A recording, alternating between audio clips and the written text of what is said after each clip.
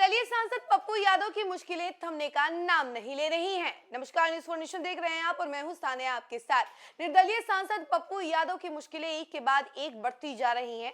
फिलहाल तो वो पीएमसीएच में एडमिट है, उनका इलाज चल रहा है, लेकिन उनके ऊपर एक और एफआईआर दर्ज कर लिया गया है। बुद्धा कॉलोनी में ये एफआईआर दर्ज किया गया है।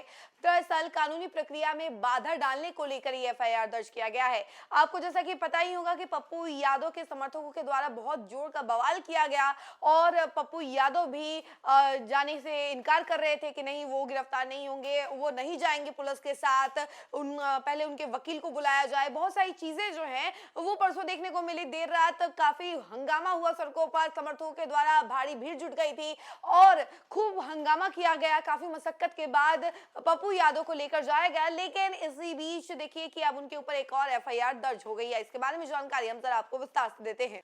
सांसद पप्पू यादव और उनके समर्थकों के खिलाफ बुद्धा कॉलोनी थाना में एक और एफआईआर दर्ज की गई है। यह मामला सरकारी कार्य में बाधा डालने और पुलिस कार्रवाई में रुकावट को लेकर दर्ज किया गया है। बताया जा रहा है कि शुक्रवार देर रात पुलिस सांसद पप्पू यादव को गिरफ्तार करने उनके आवास पहुंची थी, लेकिन उस दौरान उन्होंने गिरफ्तारी देने से इनकार कर दिया।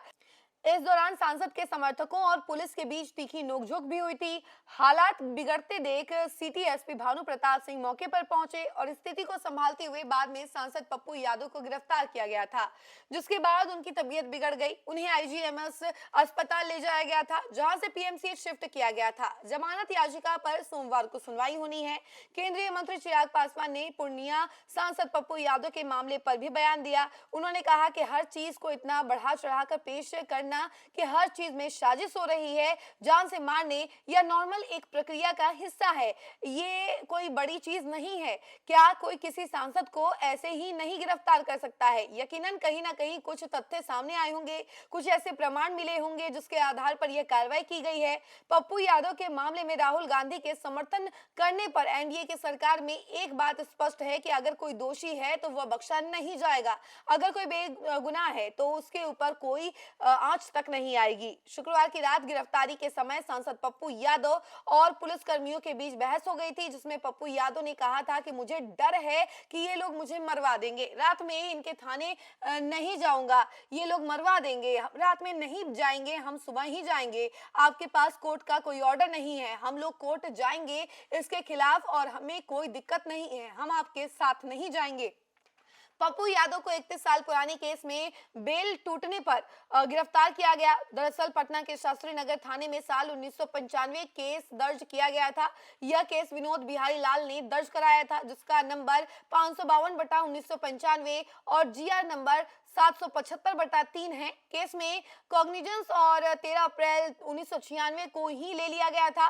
चार्ज फ्रेम 11 सितंबर 1998 को ही हो गया था, लेकिन बार बार बुलाने के बाद भी पप्पू यादव और दो अन्य अभियुक्त कोर्ट नहीं आ रहे थे। आरोप था कि पप्पू यादव 1994 में जब पहली बार सांसद बने थे, तब इन्होंने पटना में ऑफिस बनाने के लिए एक मकान किराए के लिए लिया था रहने के नाम पर और उसमें ऑफिस बनाया। मकान मालिक का आरोप था कि रोज सैकड़ों लोगों के आने जाने से वो परेशान थे।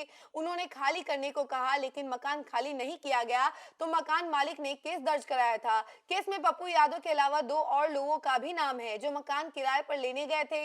अदालत ने आरोपियों के खिलाफ गिरफ्तारी वारंट जारी किया था। इस मामले में जब पप्पू यादव कोर्ट में उपस्थित नहीं हुए, तब अदालत ने उनकी संपत्तियों को कुर्क करने का आदेश पारित कर दिया था। तो देखा आपने कि अब पप्पू यादव की एक और टेंशन बढ़ चुकी है, क्योंकि एक तरफ जहां उनकी हालत बिगड़ी हुई है और वो पीएमसीएच में एडमिट है, उनका शुगर लेवल बढ़ा हुआ है, तो वहीं दूसरी तरफ ये खबर सामने आ रही है कि उनके ऊपर एक और एफआईआर दर्ज कर लिया गया है, क्योंकि उन्होंने पुलिस के जो काम में दखल अंदाजी की, ऊपर से उन्हें गिरफ्तार होने से मना कर दिया। काफी कुछ उन्होंने पुलिस को कहा, नोकझोंक भी हुई उनकी पुलिस के साथ। इसी वजह से उनके ऊपर एक और एफआईआर दर्ज कर ली गई है। इस खबर में फिलहाल के लिए इतना ही। ऐसी तमाम अपडेट के लिए जुड़े रहे हमसे और देखते रहे न्यूज़ 4 नेशन। धन्यवाद।